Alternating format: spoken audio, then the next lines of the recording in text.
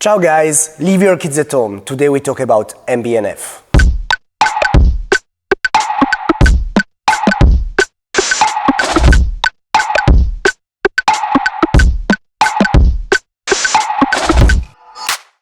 I met Maximilian Buster for the first time in 2007, but he was already working with my family since he joined Jaeger-LeCoultre in the early 90s.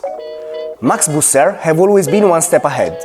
He doesn't think or create as many other watch brands, and his vision of a brand is global, online and offline. After Jaeger, Max became the CEO of Harry Winston timepieces, binding the name Harry Winston to the best independent watchmakers at the time. Through the Opus series, of course. It was a true revolution that led Max to create his own brand, MB&F, literally Maximilian Buster and Friends, in 2005. The idea behind MB&F was to enhance the collaboration with the artisans and watchmakers, friends, who were helping Max to create his time machines for the wrist, a first in history after the Opus series. The first years were tough, and the concept behind his creations extremely radical. After the launch of the first 4 insane horological machines, MB&F blew our mind again in 2011 with the introduction of the Legacy Machine No. 1, the first classic MB&F watch. The starting question was, what if I, Maximilian Buster, was born in 1867 rather than 1967? Of course, watchmaking was completely different at the time. The 19th century was the era of pocket watches with enamel dials, Roman numerals, and beautiful movement finishings. But what about technology? At that time, we could see the first steel and glass buildings, the Tour Eiffel, and avant-garde thinkers were artists like Jules Verne, who was dreaming of the first rocket trips in space and moon landings. This is what inspired the Legacy Machine No. 1, one of the most important milestones for MB&F and for Maximilian Buster. The LM1 became the classic watch MB&F style. Created together with Jean-François Mojon and Kari Voutilainen, it featured the 2 independent time zones, the first vertical power reserve ever done, an insanely finished caliber, and, as always in MB&F, the names of the friends who helped Max developing the project were engraved on the caliber's bridges.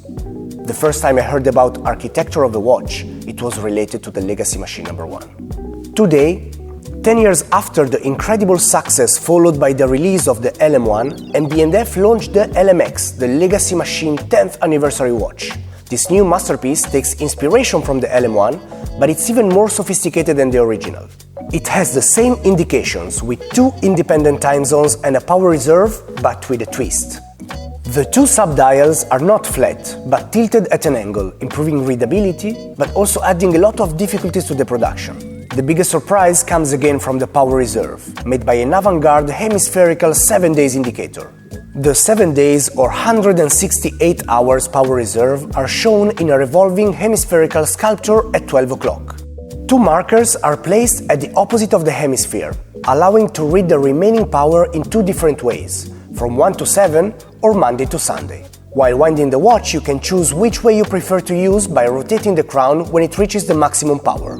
The LMX is perfectly symmetrical on both dial and movement sides. By looking through the sapphire glass caseback, it's easier to understand how this mechanical marvel works.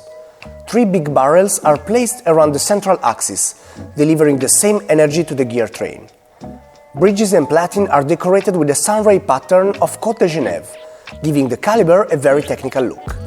There are 2 versions of LMX, one in titanium, limited to 33 pieces with green CVD base plate, and one in red gold, limited to 18 pieces with ruthenium base plate, all sold out after very few days from the launch. 2021 is definitely the year of MB&F, and you will soon see why, so stay tuned if you want to discover more insane mechanical sculptures for the wrist. See you next time. Ciao!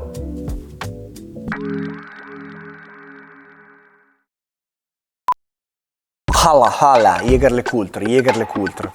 Ciak, ta ta ta ta ta ta. No, mi son perso un attimo. Cazzo, mi sei fermato. La rifarei, ma mi sembra perfetta.